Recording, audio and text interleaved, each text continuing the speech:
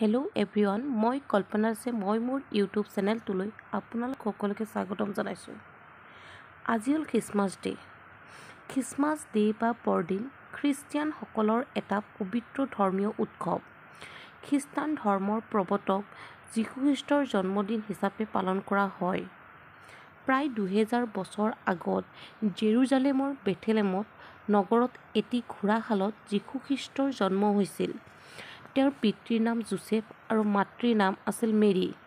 যীশুৰ জন্মৰ বাতৰি এজন দেৱদূতে প্ৰচাৰ কৰিছিল যে ঈশ্বৰৰ সন্তানৰ ঘোঁৰাশালত জন্ম হৈছে।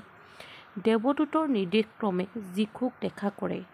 তেতিয়াৰে পৰা 25 ডিচেম্বৰ দিনটো খ্ৰীষ্টমাছ হিচাপে পালন কৰা হয়। খ্ৰীষ্টমাছৰ সময়ত গীৰ্জাঘৰবোৰ খ্ৰীষ্টমাছ ট্ৰী ৰোপণ কৰি ৰঙীন কাগজৰ ফুল, মালা, ৰঙীন লাইট আদিৰে সজাই তোলা হয় আৰু গীৰ্জাৰ ঘৰত সমূহীয়া প্ৰাৰ্থনা কৰা হয়।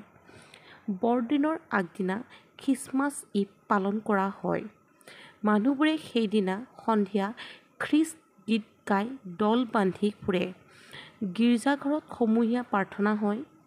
বৰদিনৰ দিনা পুৱাই সকলোৱে গা-পা ধুই নতুন কাপোৰ জোতা পিন্ধি গীৰ্জাঘৰলৈ গৈ খ্ৰীষ্টস্তুতি গীত সমূহীয়াভাৱে গায়, বাইবেল পাঠ কৰে। সেইদিনা কেক, পিঠা, মিঠাই উপহাৰ হিচাপে দিয়া হয়।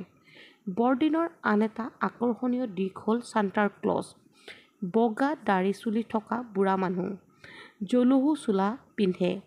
বৰদিনত আহি বিশেষকৈ ল'ৰা-ছোৱালীক উপহাৰ দিয়ে বুলি বিশ্বাস কৰা হয়। বৰদিনত দুখীয়া লোকৰ উপহাৰ দিয়া হয়।